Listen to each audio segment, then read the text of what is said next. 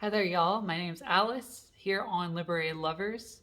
Generally, on this channel, I talk about men who are inclusive to dating trans women, as I myself identify as a trans woman. But today I'm going to switch it up and I'm going to support my friend's new Facebook group, Haven I Am What I Am. My friend Shelly Palmer has recently put this group together to create a space for the conscious relationship community. So if for any of those that are interested and be able to connect with others working to love themselves or learn other ways of life and be able to expand their love, I would definitely suggest this group. And for today, I'll actually be covering sharing space within the woman identity. So what does that mean? So generally, so in my experience, I have had questions along the way from cisgender women asking about what it is to be a trans woman, and also observing that there's a bit of confusion as to what it is to be a woman. And so there's a bit of infringement that comes up, and I would love to touch up on that and how we can learn from one another. So, and of course, if you are interested, please give me a like on YouTube. I would love to pass that 100 mark so I could claim that URL and start getting my message out there to a bigger audience. So, what it is to be a transgender woman. So that is a male to female transgender person. So previously I identified as a man and was not happy. I was not aligned. And so I decided to transition. And what I mean by that is I would say 90% is the social transition, where my family and friends know me as a woman, and then follow up with some of the physical transitioning procedures that I chose to go about my journey. They're not all the same for trans women. It's a pick and choose, but generally the goal is to be ourselves. So there's no end goal as to what it is to be a woman. So that is one key thing that we've definitely learned in the trans community since in the 80s. It used to be a checklist of procedures of medical surgeries that you wanted to get in order to say, yes, I am a woman, when really it's in here and loving yourself. So, who are some trans women that you might know in the media? So, Laverne Cox, she's been on Time Magazine and has been featured in Orange and the New Black. We have Janet Mox, who wrote a memoir, Undefining Realness, I want to say. I think I got that right. Rachel Levine, who is our Secretary of Health in the Biden administration.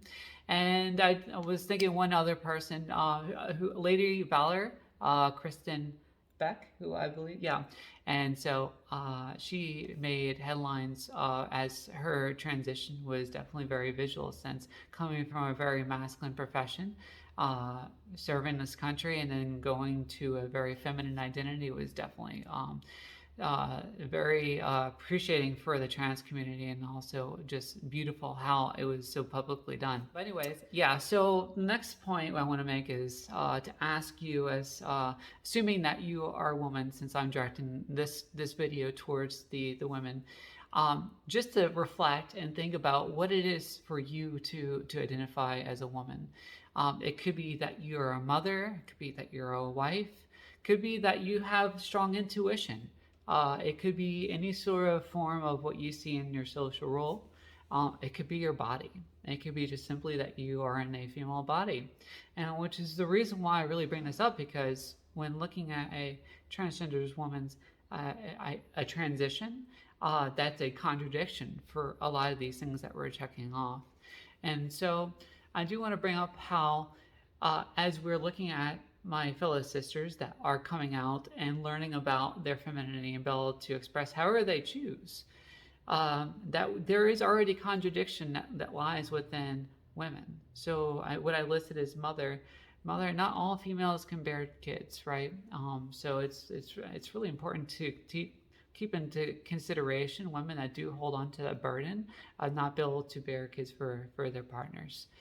It's a real thing. And so I think it brings some light on whenever we talk about inclusion of women, to include trans women and also folks that just cannot bear kids, right?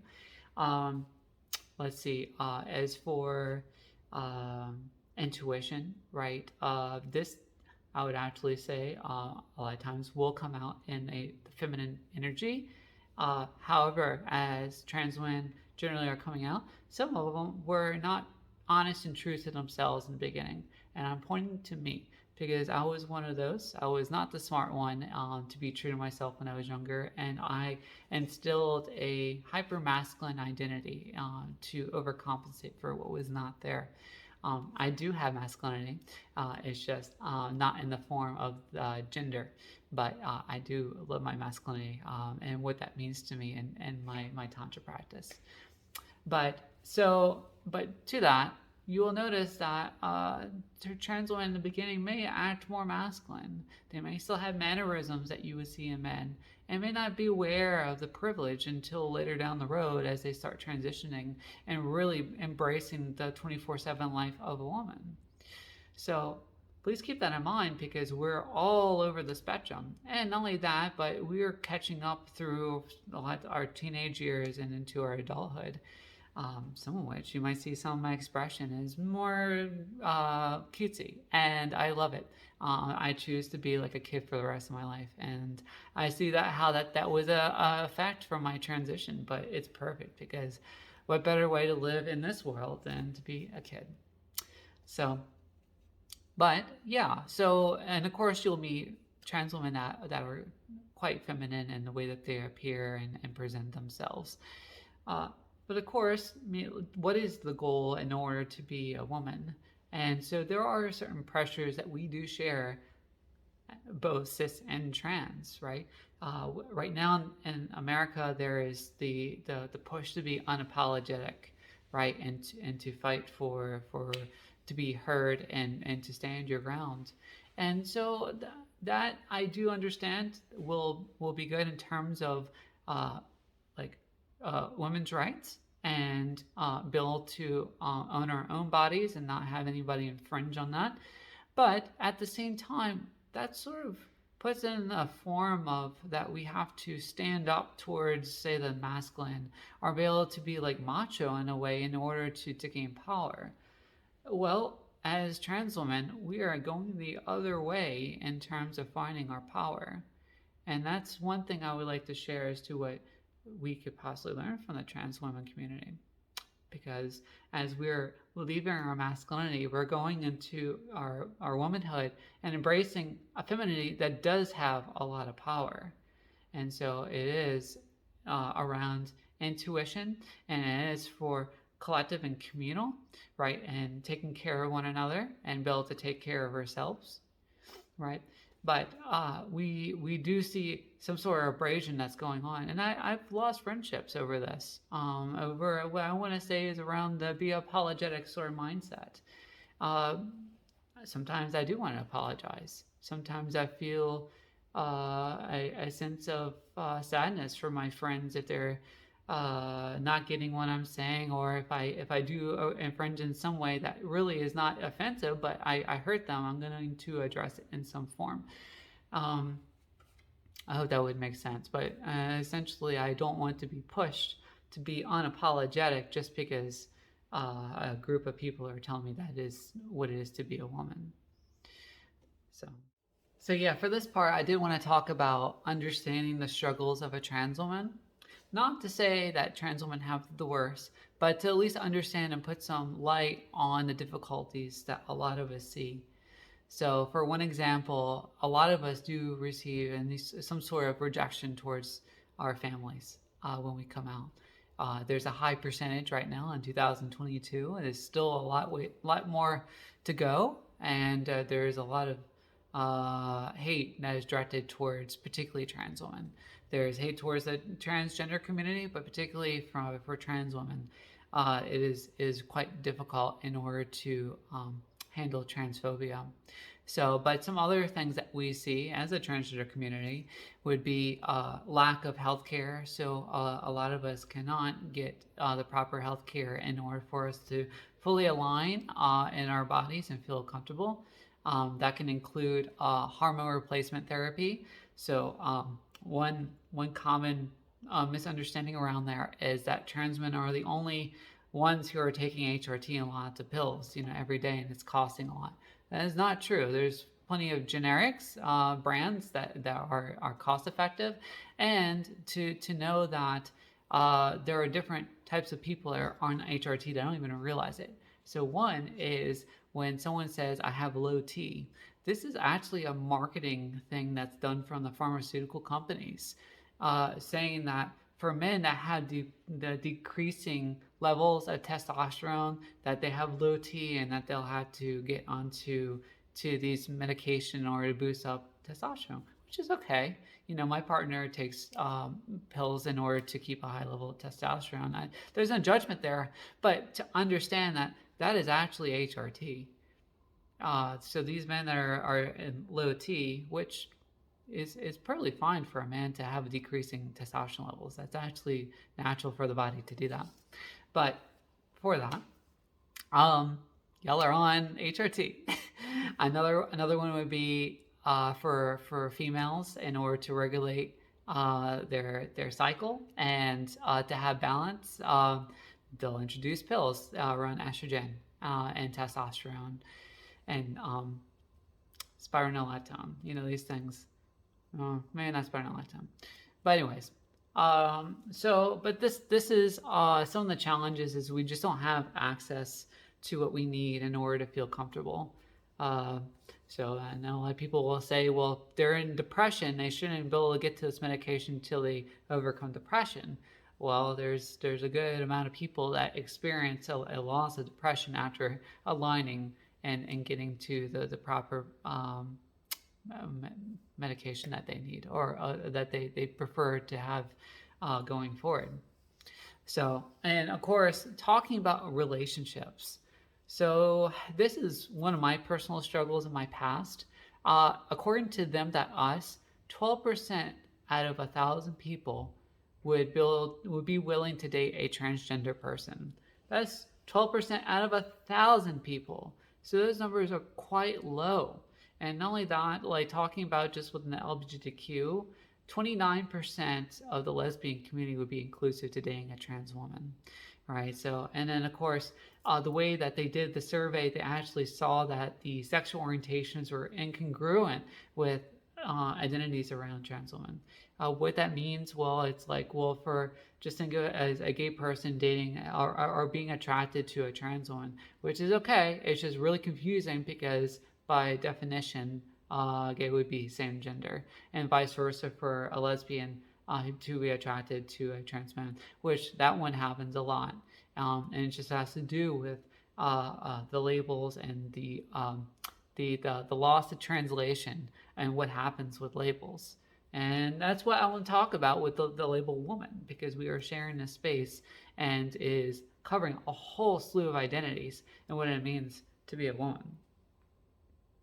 So, but yeah, so this is talking about the oppression that trans women deal with, and to that point, it's the trauma. That's what I really want to discuss. A lot of women will come up to me and saying, Alice, you seem a bit calm for a trans woman.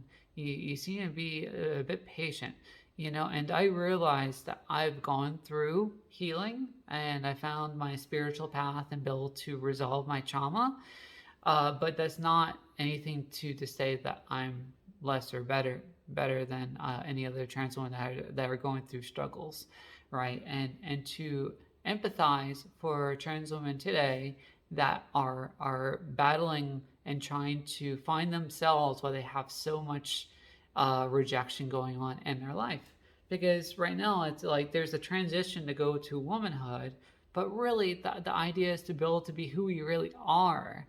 And that's the distortion. So there's all sorts of push in different directions for us to be able to find ourselves. That's all it is to try to find ourselves.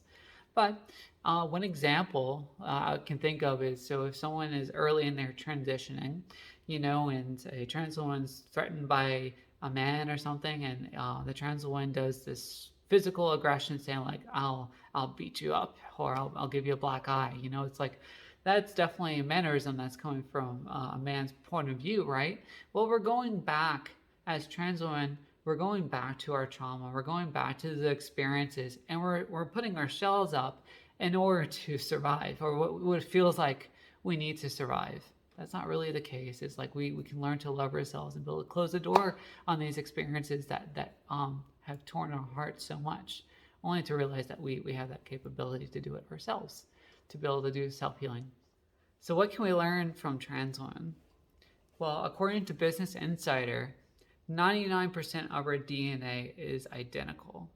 So when we talk about our differences, we're talking about 1% difference in our bodies from other people. So when we think of gender, you will want to realize that your body can actually produce secondary sex traits with everything that's already built into your body. So as you're seeing someone physically transition, realize that your body can do the same.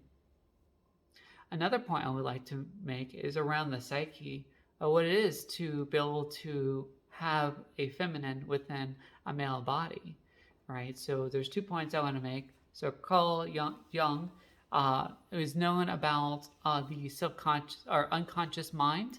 He had two terms around the unconscious, anenema and anonymous, right? An anenema was a term that was used to describe a feminine trait within men, and anonymous, the masculine trait within the woman. And it's really specifically saying man traits or male masculine traits within a woman and vice versa, right? So there's language that's part of this idea of what's built into our psyche and our unconscious.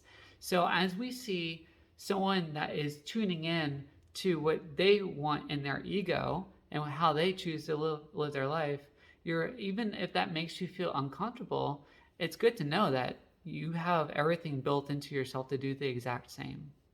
And of course, I'm coming from Tantra practice.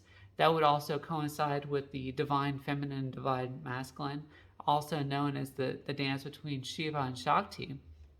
And also, same thing here, be able to understand what that means and coincides between masculine and feminine, and how we actually have access to both. So in Tantra practice, we actually say everyone has a woman and everyone has a man that's a part of themselves. So to see transgender people to be able to express that visually through their transition, and I want to stress on the transition because that's the beautiful part, is built to coincide and build to embrace one energy and go over to the other energy. So another analogy would be around yin yang, right? So around chi and how we have this energy that builds who we are, and they can coincide with duality, right? And of course, as yin yang talks about, you can't have one without the other, right? So we already know that these experiences can also be a part of our own, right? So as say for example, a masculine man is looking at a trans woman that is early on in her transition, and it really bothers him. He doesn't know what's coming up, and he's feeling transphobic and wants to be hostile for a number of reasons, right?